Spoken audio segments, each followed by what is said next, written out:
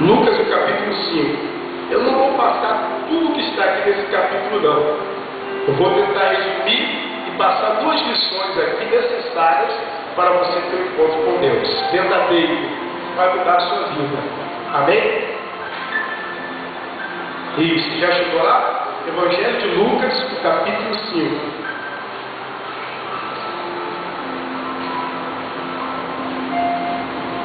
Lucas, capítulo 5.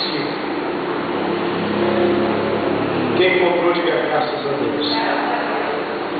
O versículo 1 diz assim, ó: aconteceu que, ao apertá-lo a multidão para ouvir a palavra de Deus, estava ele junto ao lago de Genezaré, e viu 2 barcos junto à praia do lago.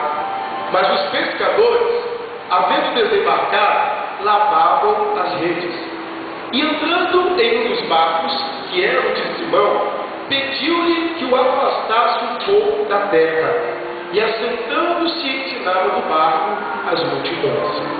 Quando acabou de falar, disse a Simão: faze-te ao mar alto, e lançai as vossas redes para pescar. Respondeu-lhe Simão: mestre, havendo trabalhado toda a noite, nada apanhamos, mas sobre as tuas palavras lançarei as redes. E isto fazendo, apanharam grande quantidade de peixes, e rompia-se-lhes as redes. Então fizeram sinais aos companheiros do outro barco, para que os fossem ajudados. E foram e encheram ambos os barcos, a ponto de quase irem a pique. Preste muita atenção neste caso que aconteceu. A Bíblia nos mostra aqui que Jesus, cercado pela multidão que o apertava, ele viu o barco, estava junto à praia, e os pescadores que haviam descido do barco estavam lavando a rede. Já haviam desistido da pesca, porque, como vimos, trabalharam a noite toda, nada apanharam. Jesus então subiu ao barco, creio que havia pedido a Pedro para subir. E o que ele falou a Pedro é que eu gostaria de comentar com você. O versículo 3: entrando em um dos barcos, que era o de Simão, pediu-lhe que o afastasse um pouco da terra. Faz desse ponto de vírgula, por favor, olha para mim. Uma coisa necessária para termos um encontro real, verdadeiro com Deus, é justamente isso aqui que Jesus mandou Pedro fazer, porém no sentido espiritual. O barco simboliza a nossa vida, e a terra, as coisas naturais da vida. Antes de Jesus começar a pregar, antes de ele começar a revelar a vontade de Deus, ele pediu a Pedro: olha, afasta um pouco do seu barco da terra. Como eu disse, o barco é a nossa vida.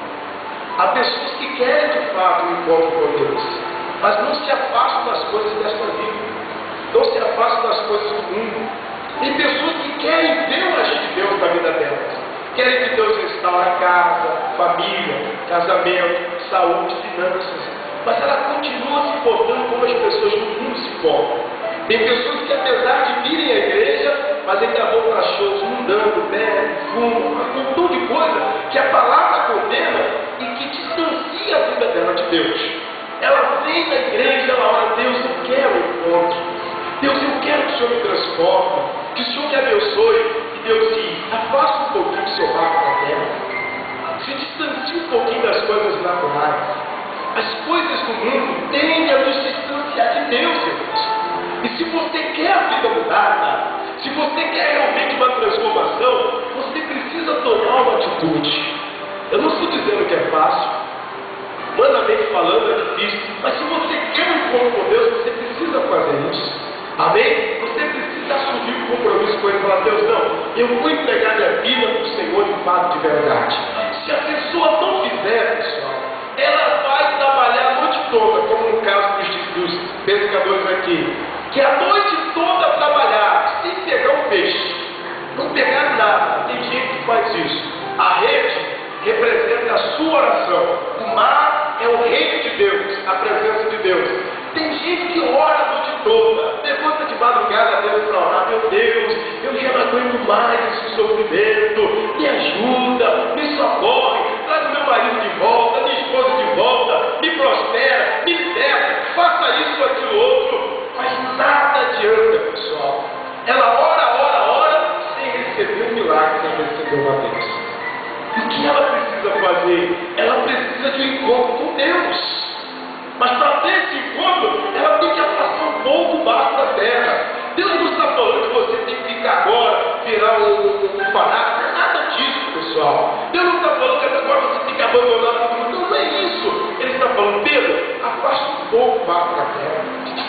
pouco das coisas deste mundo. Tem gente que está tão envolvida com as coisas do mundo, pessoal, que é tudo que ela pensa, é tudo que ela fala.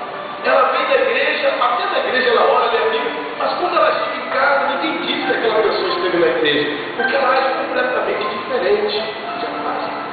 Eu poderia citar algumas coisas, comentários, mas não vou citar até porque não tem tempo. Mas eu gostaria só de comentar uma coisinha aqui. Eu acho engraçado isso. E é importante você entender que existem coisas que nós praticamos que talvez nem seja pecado. Preste atenção.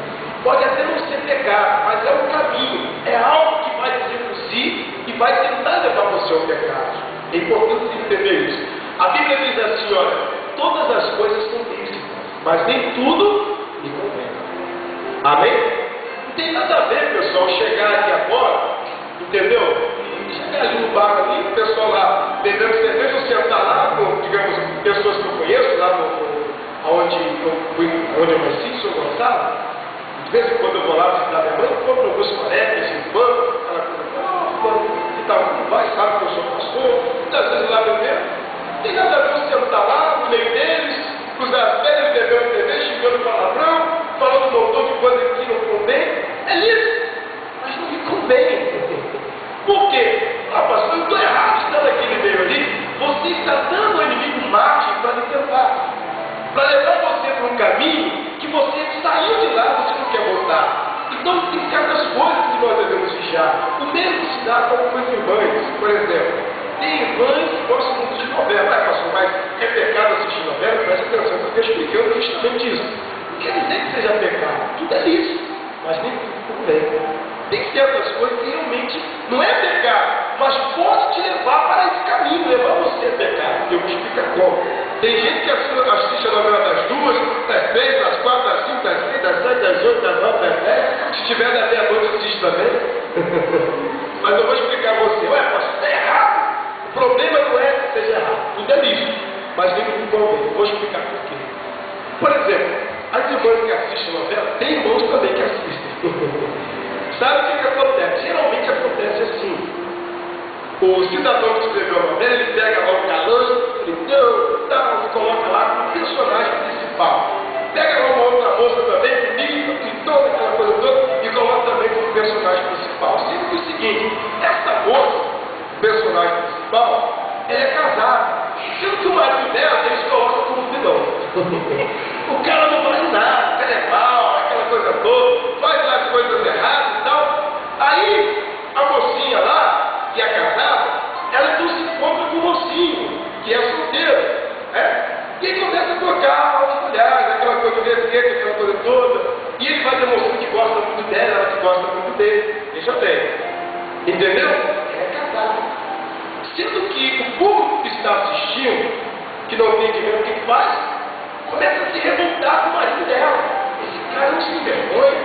Sem vergonha palavrão, pessoal? É não, né? Sim ou não? Não, é falta de vergonha. É ou não é? Esse cidadão não tem vergonha.